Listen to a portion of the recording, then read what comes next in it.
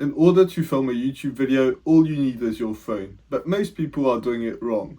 Most people, footage is bad, the audio sucks. So in order to find a place where you can film and is right to film, what you need to do is put your phone in selfie mode and film yourself and try to find the best angle possible for you to film your YouTube video. The next thing that I want to talk about is the lighting. So one thing that you don't want to do is film yourself in front of a window. If you start doing that, it's just super counterproductive and you're not going to see anything when you're filming, especially if it's sunny outside. But that said, you can use that light in order to do it properly. So for my example, it's not very sunny at all today, but there is a light on this side of my face which just shines right here. I used to have some lights, but they're broken now. You can also use those if your studio setup or wherever you're filming doesn't have that great of a light. You can just shine it on yourself, and then that can improve it if you don't have any lighting. If you do have lighting, just use it if you prefer it. I used to film with some light, it works perfect. Without, it works perfect. But make sure that you're filming in the daytime if you're using natural light. Now, one mistake that I did when I first started filming was filming with the selfie angle, because I just told you that you needed to do that in order to find where you would film. But once you know where you would film, you need to start to use the other angle, and that's for two reasons. One of the reasons is because the quality is better, but we'll get back into that. But also because you will start to look at yourself in your screen, and when you look at yourself, it's just not good enough. People are going to notice when you're filming that you're looking at yourself. So to prevent that, use the other side. But the other side also provides a lot more, and that is the quality of image. If you start filming selfie style, it's not going to be great.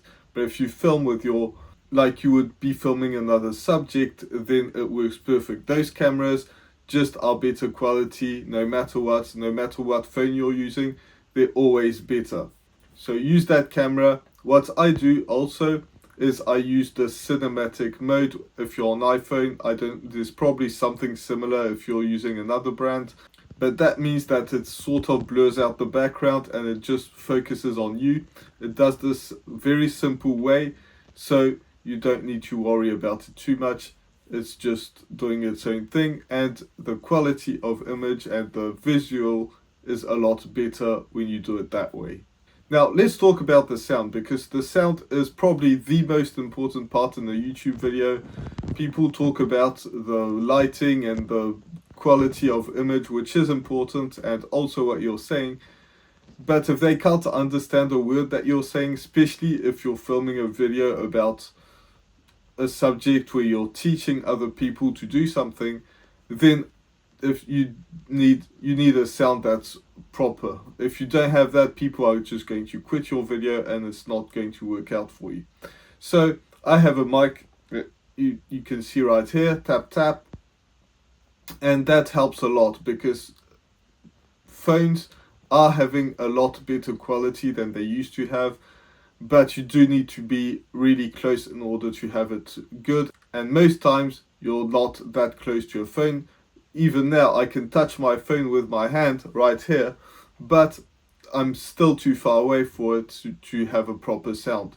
So I'm using a mic. It doesn't have to be super expensive. You can have something, this probably isn't $10 and I'm going to upgrade soon, but you can use any microphone and that will work better than your iPhone footage. That's 100% for sure.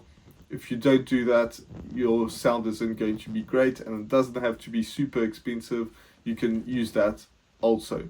The other thing that you can do in order to improve the sound is to have some mats on the ground, some cushions, just some things that slow the sound from arriving. And I recently got a mat, and I realized when I was editing the videos right after that the sound quality was really improved, even though the mic was always the same. So it might sound like a small thing, but actually having mats and cushions and things like that will improve the sound dramatically. especially if they're close to you and you're filming. Now, there are some things that you need to be aware of when you film. So, as I said, you need to use the front-facing cameras so you won't be able to see yourself. There are some ways to make sure that you're in frame. One of the ways is just to wing it, and you won't have much of a choice when you're filming your own, like, selfie style videos. You just won't have the choice because that's all you have. So you'll need to be focused on the lens where you're filming, and you'll notice right away if it's too high up or too high down.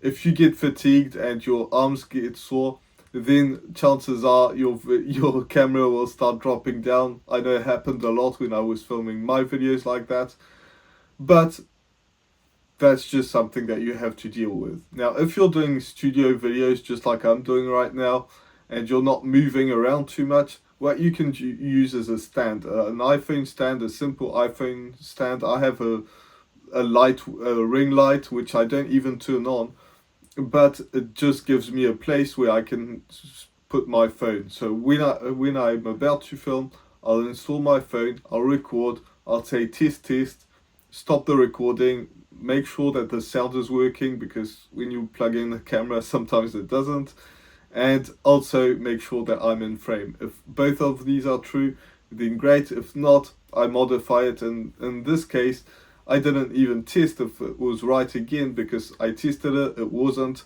I put my phone up a little bit and just left it like that. So maybe I'm not even in frame, but at least it gives you an idea where you can change it a little bit. So things like this, just to hang your phone, is not going to be much. It's not going to be super expensive. You can get something for pretty cheap just to hold your phone. Now, the thing that you're going to ask yourself is, okay, I'm about to film my video. I've got all of these tips in mind. I know where to film, how to film. My mic is right. And if you don't have a mic, don't let that stop you from filming. Just film your first video. But get a mic.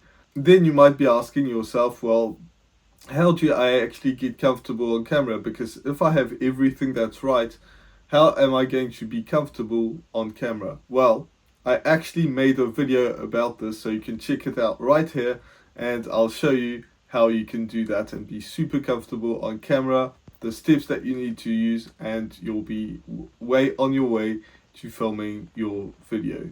With that said, I'll see you in the next one. Bye for now.